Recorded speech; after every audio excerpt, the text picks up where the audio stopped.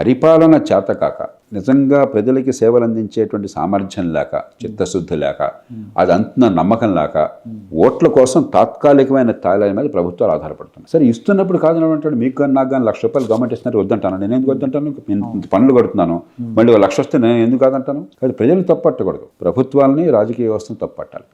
ఇవి చేయాల్సిన పనులు పూర్తిగా మానేశారు. చట్టబద్ధ పాలన లేదు. ఇవాళ దేశంలో ఎవరికైనా చట్టం నుంచి రక్షణ ఉండే నమ్మకం ఉంది? ఎవరికైనా కోర్టుకు వెళ్తే నాకు వెంటనే తీర్పు వస్తుందని, తగదా తీరిపోతుంది, ఖర్చు లేకుండా ఎవరు అనుకుంటున్నాడు, గుండె దగ్గరికి పోతున్నాడు, లేకపోతే కన్నీళ్లు కారుస్తున్నాడు అన్యాయాన్ని చూసి. పిల్లలకి చదువు అందదు, నిరుపేదలు కూడా ప్రైవేట్ స్కూళ్ళల్లో వేలకు ఖర్చు పెడితే అక్కడ చదువు అంతలేదు సరిగ్గాను. ఆరోగ్యం కోసం అనారోగ్యం వచ్చిందంటే ఒళ్ళు హోనం అయిపోతుంది, ఇల్లు గొల్ల అయిపోతుంది. వర్షం వస్తే వరదలు, కొద్దిపాటి వర్షం వస్తే వెంటనే వరదలు మనకు మొత్తం నగరం అంతా కూడా.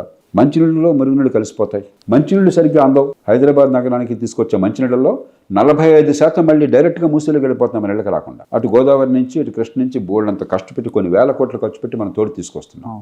ఆ డబ్బంతా మూసీలో పోయడం కోసం అవి లిఫ్ట్ చేసేది మనం. ఆ పరిపాలన లేదు. కాబట్టి ఏం జరగాలో ఏం చేయాలో అది పక్కన పెట్టేశాం. అది వదిలేసి జనాన్ని ఆకర్షించగలగాలి కాబట్టి, తాత్కాలికంగా ఓటు కావాలి కాబట్టి నీకు ఫ్రీగా ఇస్తా, నీకు రుణమాఫీ చేస్తా, మరొకటి ఇస్తా, నువ్వు నాకు ఓటేసాయి. జనం కూడా ఏమంటున్నారు, నువ్వు నాకు అసలు ఇవ్వాల్సింది మర్చిపోయారు.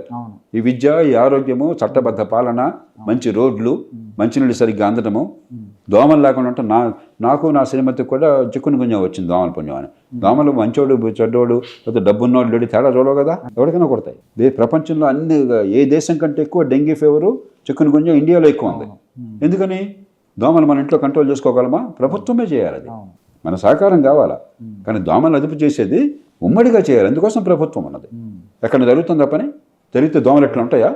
నేను డాక్టర్ గారిని ఫోన్ చేస్తే చికెన్ గుంజ వచ్చినప్పుడు ఒక్క డాక్టర్ గారు రోజుకి 10-15 కేసులు చూస్తున్నాడు చికెన్ గుంజ అన్నాడు. గవర్నమెంట్ లెక్కల్లో దేశం మొత్తంలో 11,000 కేసులు ఉన్నాయంట. మనం మోసం చేసుకుంటున్నాం.